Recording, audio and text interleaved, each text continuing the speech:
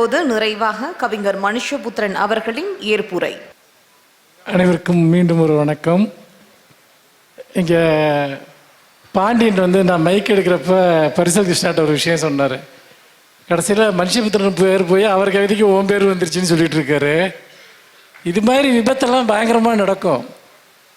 கொஞ்ச நாளைக்கு முன்னாடி இசையோட ஒரு கவிதையை அந்த ஆணவ கொலை பற்றின ஒரு கவிதை அவன் புத்தக வெளியீட்டு விழாவில் நான் அதை பேசினேன்.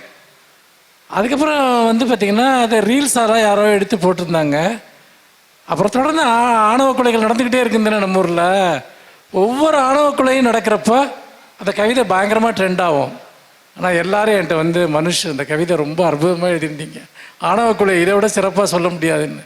நானும் எவ்வளவோ பேர்த்துட்டு சொல்லி பார்த்துட்டு அது ஏன் கவிதை இல்லை, அது இசையோட கவிதை அப்படின்னு. இது அவன்கிட்ட வேற போய் ஒரு கவிதை நல்லா எழுதியிருக்காரு, நீ இந்த மாதிரி ஏன் எழுத மாட்டேங்கிறேன்னு அவன் இசையிட்ட வேற போய் கேட்டிருக்காங்க. என்ன நான் அவன் பார்த்தீங்கன்னா நான் உய்யிட்ட இப்படி என் கவிதையை நீ எடுத்துகிட்டு விட்டியே அப்படின்னு அப்பப்போ ஃபோன் போடுவான். இதெல்லாம் நடக்கும். ஏன்னா கவிதைங்கிறது இப்போ நம்ம சங்க பாட்டெல்லாம் இருக்குது, யார் எழுதுனாருன்னு தெரியுமா? பேர்கள்லாம் பின்னாடி தொகுத்தவங்க கொடுத்த பேர்கள் தானே. அந்த அது எழுதின ஒரு பேர் அது கீழே இருக்குது. அந்த மாதிரி ஒரு மரபில் வர்ற ஒருத்தனுக்கு இதெல்லாம் அப்படி தான் நடக்கும், அப்படி தான் நடக்கணும். ஒரு கவிதை வெவ்வேறு நபர்கள் எழுதினதா, வெவ்வேறு அதை பின்பற்றக்கூடியவர்களுடைய அடையாளத்தோடு அதை கலக்கிறப்ப தான் அது உண்மையிலேயே கவிதையாக இருக்கும். கவிதையை எழுதுவது என்பது வேறு, கவிதையை எடுத்து இயம்புதல் என்பது வேறு. ஒரு ஸ்டேஜில் ஒரு கவிதையை ரொம்ப அற்புதமாக ஒருத்தர் சொன்னான்னா அது அவனுடைய கவிதையாக மாறிடும். ஒருத்தர் அற்புதமான கையெழுத்தில் அந்த கவிதையை எழுதினான்னா அது அவனுடைய கவிதையாக மாறிடும். இப்படித்தான் 2000 வருஷமாக தமிழ் கவிதைகள் பயணப்பட்டுகிட்டே வந்திருக்கு. பெயர்கள் என்பது 2ஆம் பட்சம்தான். அந்த சொல் அர்த்தத்துடன் உச்சரிக்கப்படுகிறதா என்பதுதான் முக்கியம்.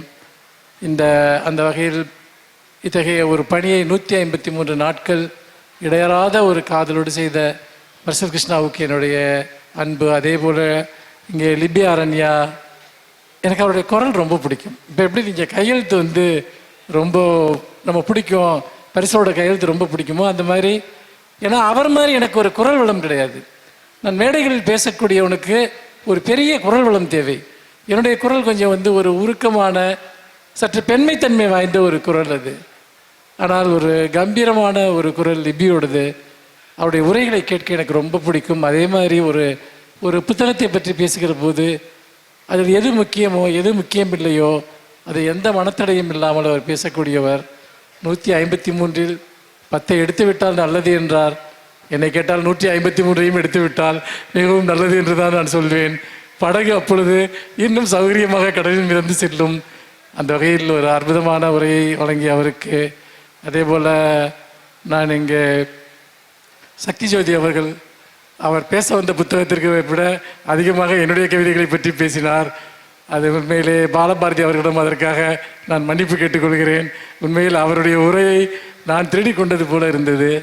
என்னுடைய பெருமைப்பிற்குரிய நண்பர்கள், இங்கே என்னுடைய ஆசிரியர்கள் ராமசாமி, அதே போல் முருகேச பாண்டியன் மற்றும் நான் மிகவும் நேசிக்கக்கூடிய எழுத்தாளர்கள் சரவணன் சந்திரன், ஆத்மார்த்தி, இவர்கள் எல்லாம் எப்போதும் என்னோடு இருந்து கொண்டிருக்கக்கூடியவர்கள், என்னோடு பயணம் செய்து கொண்டிருக்கக்கூடியவர்கள்.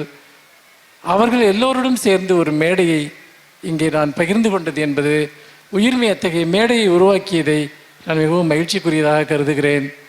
நிறைவாக ஒன்று, இதுபோன்ற மேடைகளை சென்னை புத்தக கண்காட்சியிலும் மதுரை புத்தக கண்காட்சியிலும் நான் தொடர்ந்து உயிர்மை உருவாக்கி வந்திருக்கிறது. அதற்கு முக்கியமான காரணம் உயிர்மையை இங்கு ப்ரொமோட் செய்வதல்ல. ஒரு புத்தக கண்காட்சி மேடையில் எந்தெந்த எழுத்தாளர்களெல்லாம் இருக்க வேண்டுமோ அதற்கான ஒரு மேடையாவது உருவாக்க வேண்டும் என்பதற்காகத்தான் நாங்கள் இந்த மேடைகளை நாங்கள் உருவாக்கி கொண்டிருக்கிறோம். ஏனென்றால் புத்தக கண்காட்சி மேடைகளில் யார் அமர வேண்டுமோ அவர்கள் தான் இந்த கண்காட்சியில் இந்த மேடையில் அமர்ந்திருக்கிறார்கள். இதை யார் எப்படி எடுத்துக்கொண்டாலும் சரி, இதை நான் 100 முறை எல்லா இடத்திலும் சொல்வேன். அந்த வகையில் கடும் வெயிலோடு ஆரம்பித்த இந்த அரங்கு, போன வருடமும் இதே போன்ற ஒரு கிளைமேட், இதே வார்த்தையைத்தான் சொன்னேன்.